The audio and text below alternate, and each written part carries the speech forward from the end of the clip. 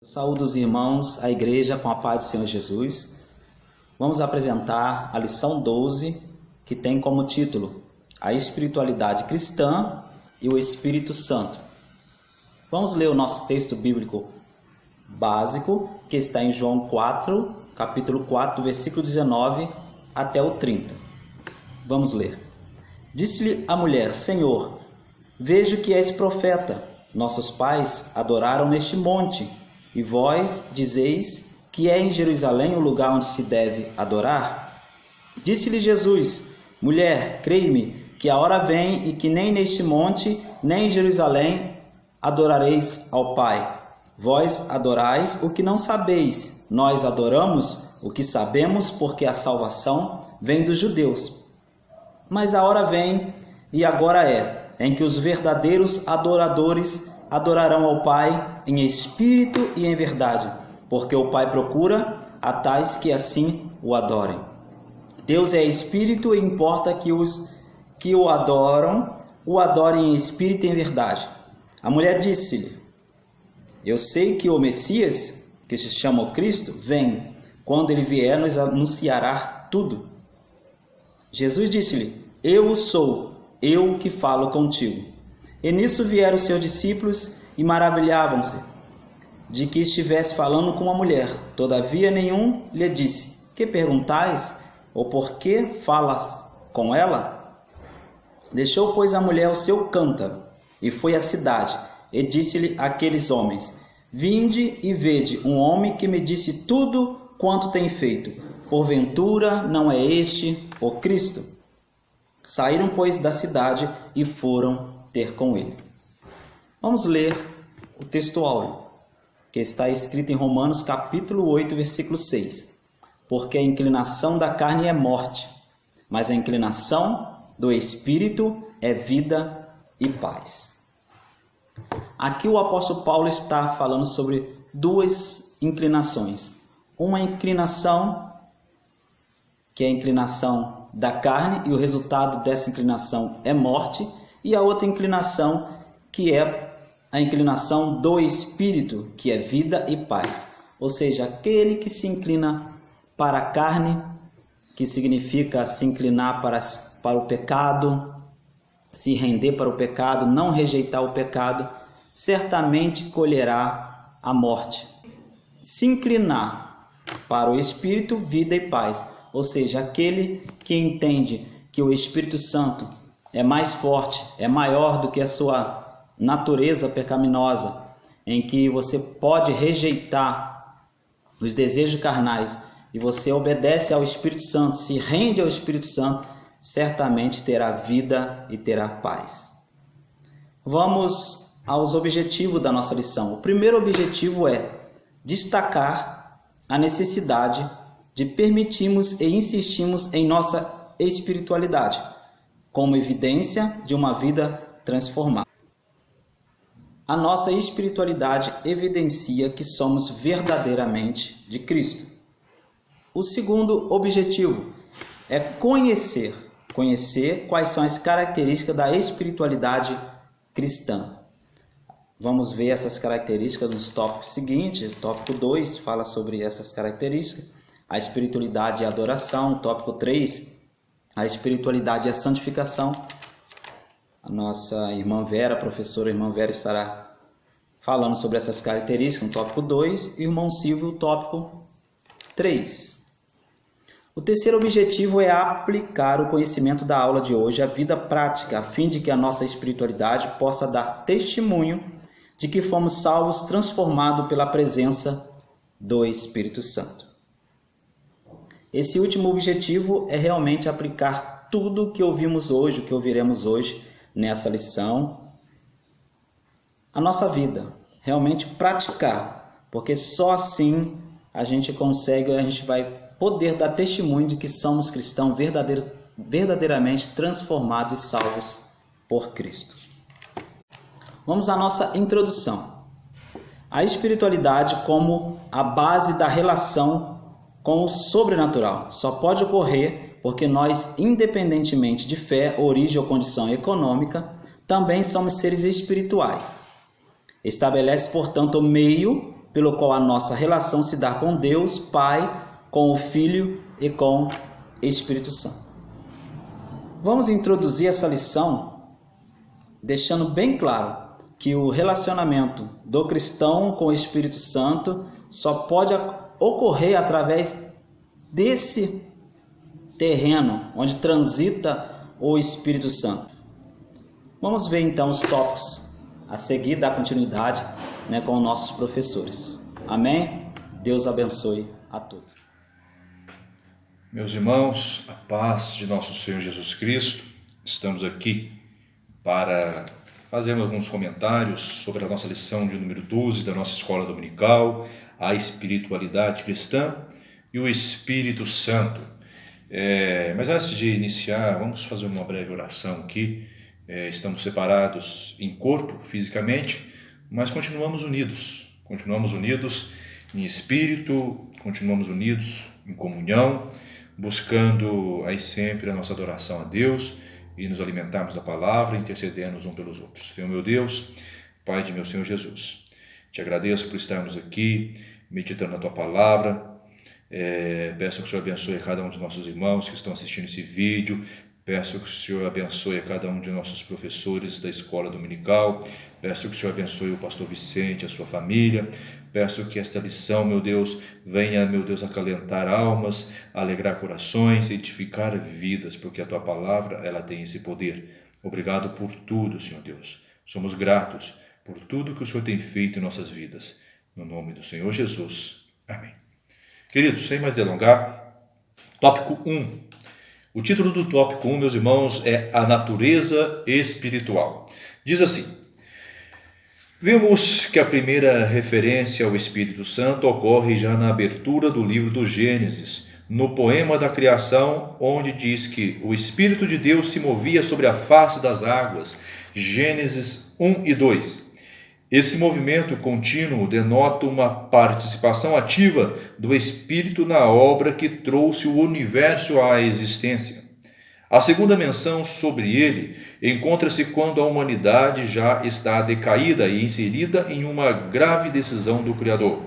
Não contenderá o meu espírito para sempre com o homem, porque ele também é carne, porém os seus dias serão de 120 anos. Gênesis 6 e 3. Meus queridos, o autor aqui ele busca em primeiro momento apresentar o Espírito Santo sendo mencionado já na criação. Os primeiros momentos em que o Espírito Santo ele é apresentado dentro das Escrituras. Devido à vênia, eu quero apresentar aqui, com todo respeito, e discordar do comentarista que diz que é no versículo 2 que o Espírito Santo se apresenta pela primeira vez. Eu ouso discordar porque em Gênesis 1 e 1 diz que no princípio criou Deus os céus e a terra. Mas quando nós trazemos esse texto para o hebraico, é Bereshit bara Elohim, que significa, que traduzindo exatamente para o português é: no princípio criou deuses, os céus e a terra. Sim, é desse jeito mesmo. Nós vemos que vem no princípio, no singular, mas o sujeito, o verbo também no singular, criou, porém o sujeito da frase, Elohim, no hebraico, que traduzindo é deuses. Qualquer dicionário hebraico que você procurar, você vai ver que Elohim é deuses, é plural. Mas por que, irmão Tales?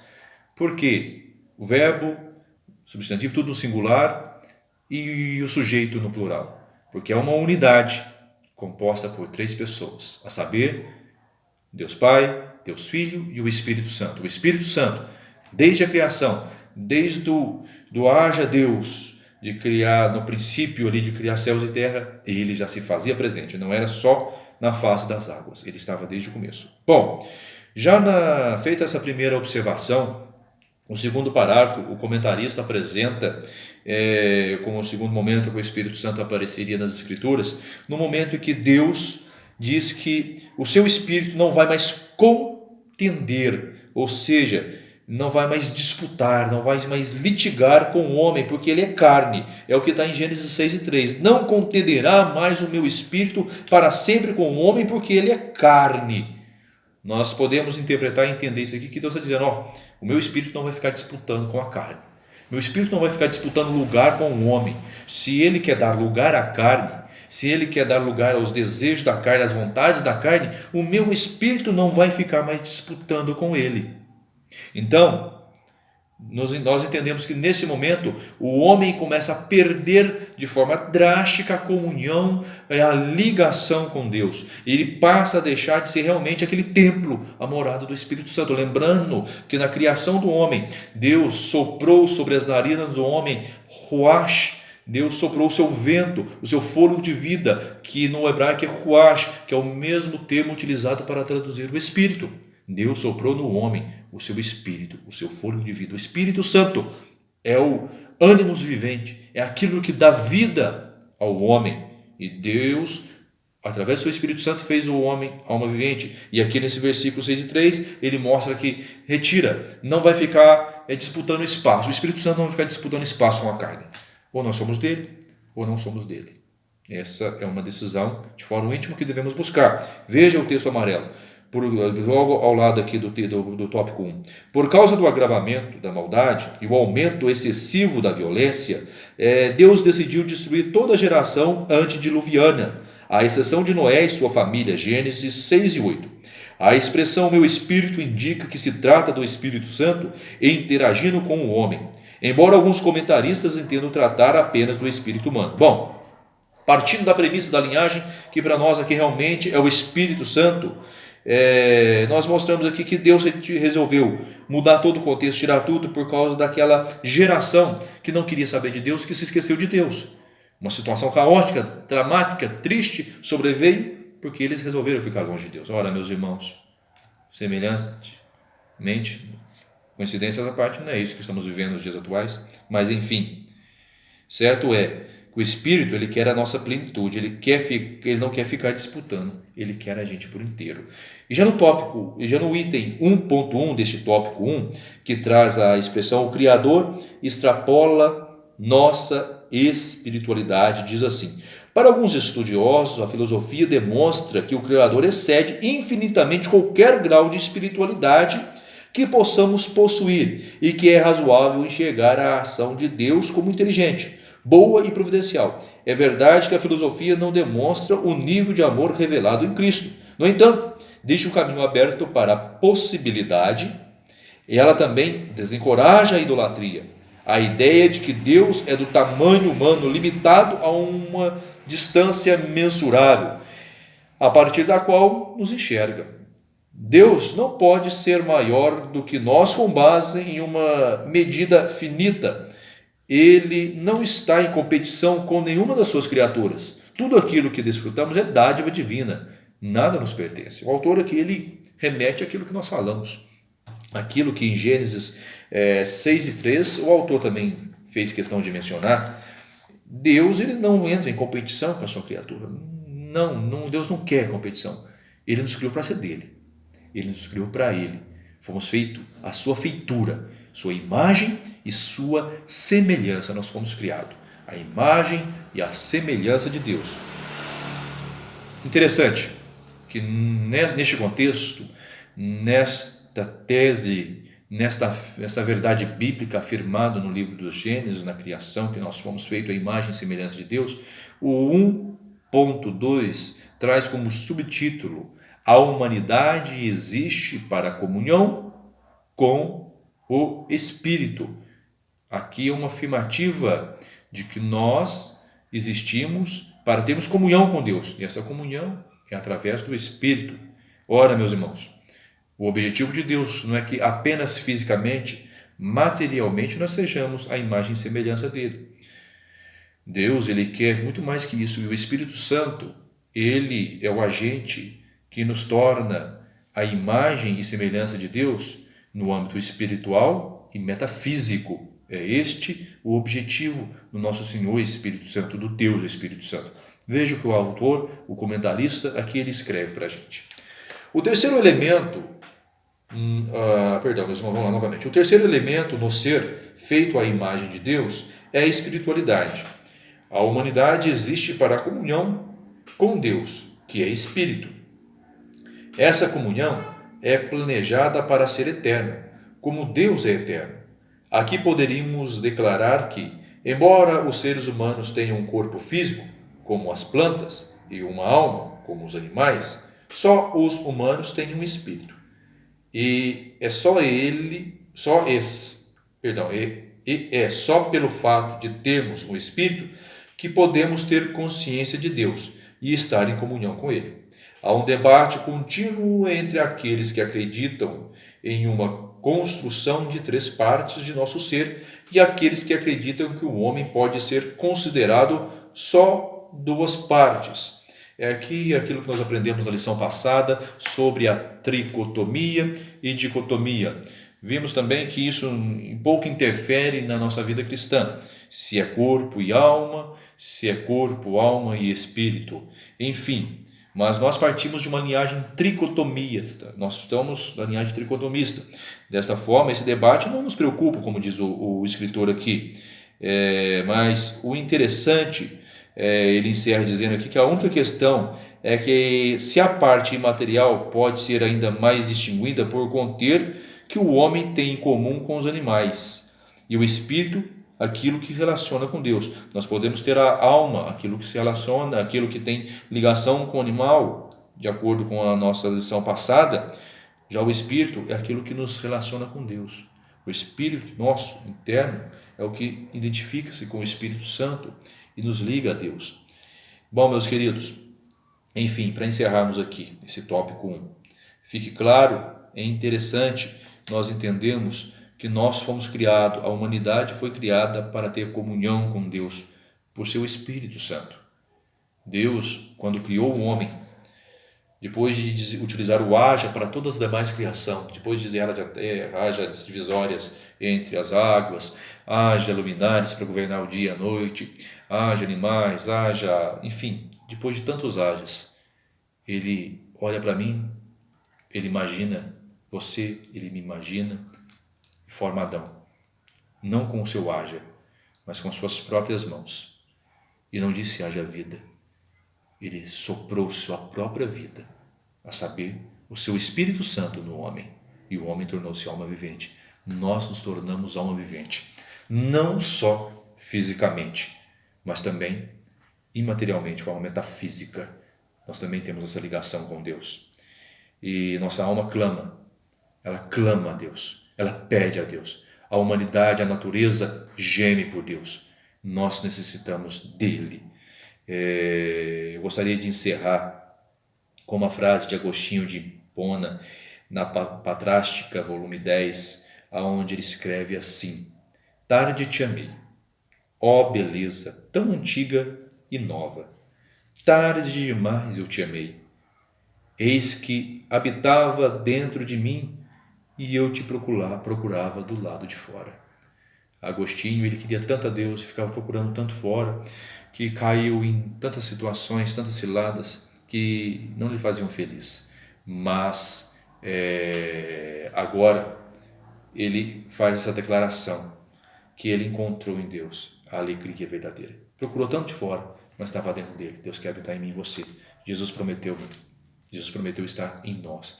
Ele disse que se nós cremos nele e fizermos a vontade dele, virá ele, o Pai, e fará morada na minha e na sua vida, por seu Espírito Santo, o Consolador, que estará conosco para sempre. Não para sermos meros religiosos, mas para fazermos a vontade de Deus, assim como o bom samaritano fez. Não para ser como o fariseu, não para ser como o escriba, mas ser como aquele samaritano, que ao verificar o seu próximo, estendeu a mão, ajudou e fez o melhor. E nesses dias difíceis, a igreja vai se mostrar como esse bom samaritano e fazer o melhor e ajudar o nosso próximo. Deus está nos ensinando, meus irmãos. Deus abençoe em nome de Jesus. Amém. Paz do Senhor, irmãos. Eu quero compartilhar o tópico 2 da nossa lição, Espiritualidade e Adoração. É imperioso reconhecer que o Espírito Santo inspira o cristão à prática da adoração. Ele faz isso principalmente ao testificar de Cristo como merecedor de toda glória, honra e louvor. É o Espírito Santo que nos inspira a adorar a Deus, Ele que trabalha em nós para que nós nos voltemos para Deus.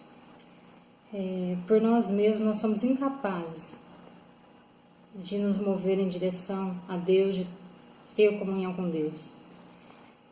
A adoração é uma prática apropriada a pessoas espirituais, o que nos leva ao entendimento de que somente seres com espírito possuem a capacidade de relacionar-se com Deus, confirmando assim que a espiritualidade é o campo onde se estabelece a saúde espiritual do crente. Ao contrário, a ausência da prática espiritual cotidiana aponta para a fraqueza ou para a enfermidade espiritual. Quanto mais eu vivo a palavra de Deus, quanto mais eu faço algo em prol da obra de Deus, quanto mais eu sirvo, mais saudável eu fico. Quanto menos eu pratico amor, quanto menos eu pratico perdão, mais eu adoeço espiritualmente. Sendo nós então seres espirituais, sabendo que a adoração é uma prática apropriada a seres espirituais, eu preciso então adorar de forma correta. E o que é adorar de forma correta? A adoração ela não deve ser confundida com certas práticas, como a meditação transcendental e a yoga, que são técnicas psicofísicas. Tais práticas, portanto, envolvem a mente, não o espírito. Elas projetam o homem, ou seja, fazem com que o homem se sobressaia, e não a Deus. Elas não visam a pessoa de Deus. A adoração é devida somente a Deus. É o reconhecimento de que a criatura inanimada, a natureza, a criatura humana e a criatura angelical, elas não podem ser adoradas. Os exemplos bíblicos são claros. Os profetas condenavam com veemência o culto aos elementos da natureza. Em Isaías, no capítulo 44, mostra um homem que planta uma árvore, depois ele corta esta árvore, com um pedaço da madeira ele faz uma fogueira, cozinha um pão, come, se aquenta. E com o restante da madeira, ele esculpe uma imagem e se prostra diante dela. Essa não é uma adoração correta. Nós não podemos adorar a criatura inanimada. Não podemos também adorar os homens. Muitos colocam pessoas no lugar de Deus. Cornélio então se prostrou diante de Pedro com a intenção de adorá-lo. Mas o apóstolo Pedro, ele se recusou a receber adoração. E se explicou, né? Levanta-se, eu sou um homem como você, também sou homem. E o apóstolo João, extasiado, ou seja, encantado com as visões do Apocalipse, ele se sentiu impulsionado a adorar o anjo que o acompanhava. Mas a resposta foi, olha, não faças tal, porque eu sou conservo teu e dos teus irmãos, os profetas, e dos que guardam as palavras deste livro. Adore a Deus. Então nós percebemos que nós não podemos adorar a criatura inanimada, não podemos adorar os homens, não podemos adorar os anjos. A adoração ela é devida somente a Deus. Então a forma correta, a adoração correta é saber a quem nós devemos adorar. Devemos adorar somente a Deus. Devemos adorar então somente a Deus. E como é que devemos adorar a Deus? Qual é a perfeita adoração? Apenas o Criador ele pode ser adorado. Em em Êxodo 34:14, diz que não adorarás outros deuses. Em Mateus 4:10, ao Senhor teu Deus adorarás, e só a Ele prestarás culto. Em Apocalipse 19:10, adora a Deus. Trata-se de um culto exclusivo e universal, ou seja, somente a Deus. E o universo inteiro necessita adorar a Deus. A adoração, portanto, é a mais elevada forma de comunicação da criatura com o Criador. Êxodo 20, versículo 5. E essa sublimidade é descrita de maneira magnífica no capítulo 4 de Apocalipse. No capítulo 4 de Apocalipse aparece João tendo uma visão extraordinária. Seres viventes, anciãos, prestando adoração ao Senhor. As vozes, proclamando o poder, a majestade, a glória do nosso Deus. Adoração é muito mais do que cântico e louvor. No cântico e no louvor, nós nos dirigimos a Deus, é verdade, mas a perfeita adoração implica uma aproximação legítima de Deus em reconhecimento do que Ele é, possuidor e merecedor de toda a glória.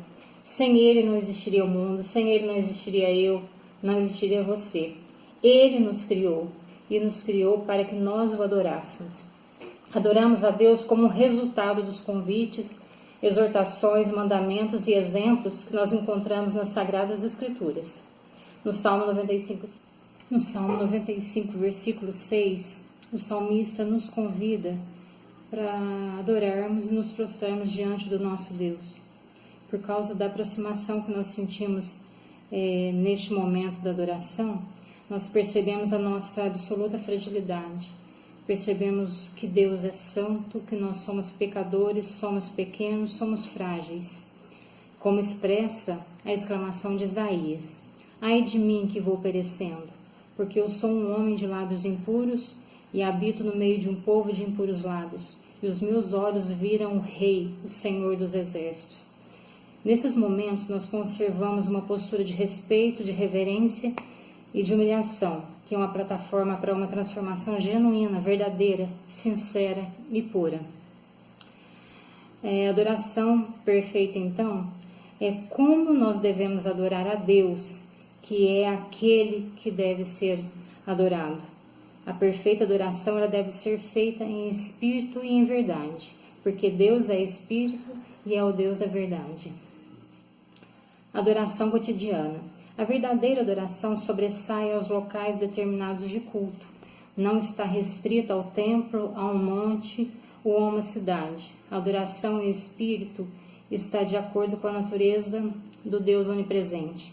Nós devemos adorar a Deus todos os dias. A adoração ela deve ser assim, parte do nosso cotidiano, do nosso dia a dia. Quanto mais nós dedicamos o nosso tempo a Deus, a aprender a palavra dele, a conhecer, fazer sua vontade, mais nós sentimos desejo de adorá-lo. Desejo é necessidade de adorá-lo. O nosso corpo é o templo do Espírito Santo, como Paulo fez questão de lembrar aos cristãos de Corinto. Sua habitação no cristão desfaz o conceito do local como facilitador da oração, pois o centro de adoração agora é um coração do homem, um coração transformado, não por acaso, mas pela obra regeneradora do Espírito Santo. Pelo Espírito, nós oferecemos adoração autêntica, a qual é impossível pela mera religiosidade, como ensinou Paulo aos cristãos de Filipos. O cristão cheio do Espírito Santo é aquele que cuida da sua vida espiritual. Ele emprega todos os meios à sua disposição: oração, louvor, meditação sobre a palavra, consagração e obediência à vontade divina, para ter uma vida santa e de intimidade com Deus. Ele está sempre disposto a aprender, sedento a aprender a palavra, por meditar na palavra. Tem vontade e disposição para aprender e saber qual é a vontade de Deus para a sua vida. Esse cristão, ele adora a Deus em qualquer circunstância. Os momentos dedicados à adoração são sementes lançadas no coração de Deus, as quais sempre produzem resultados positivos. Fazer da adoração e do louvor uma parte da vida diária leva-nos para mais perto de Deus, produzindo intimidade e garantindo bênçãos sem medida. Logo, a comunhão diária com Deus resulta na plenitude do Espírito. Aproxime-se de Deus, e Ele se aproximará de vocês. Chegai-vos a Deus, e Ele chegará a vós. Tiago 4:8. A paz do Senhor, meus irmãos. Quero agradecer a cada um dos irmãos que estão conosco por essa fase. Nós estamos na nossa escola dominical gravando as nossas lições, e que Deus abençoe a cada um dos irmãos que tem participado, que está conosco durante todo o período. Nós, nesse trimestre, nós tratamos com respeito à pessoa do Espírito Santo, e nós estamos hoje na 11ª lição, que é a espiritualidade cristã e o Espírito Santo. Eu vou falar do ponto de número 3, em que trata da santificação, espiritualidade e santificação. A palavra santificar, ela vem do hebraico kadosh, que é separar. E quando nós falamos de separar ou de santificação, nós entramos num processo de estar separado das coisas mundanas, das coisas que impedem a nossa comunhão com Deus. A Bíblia disse lá em Hebreus capítulo 12, verso de número 14, segui a paz e a santificação, sem a qual ninguém verá o Senhor. É uma condição que não é negociável, é uma condição para ver a Deus e a santificação. E é um processo que nós passamos, eu diria todos os dias, que nós estamos buscando aperfeiçoar-nos, buscando maneiras para agradar a Deus, para chegar a sermos varões cada dia mais perfeitos. Então, quais são os mecanismos que nós podemos usar para nos santificar? A Bíblia fala de alguns deles. O principal, digamos assim, ou os principais, é a palavra de Deus. Lá em Evangelho de João 17, verso 17, disse: santifica-os na verdade, a tua palavra é a verdade.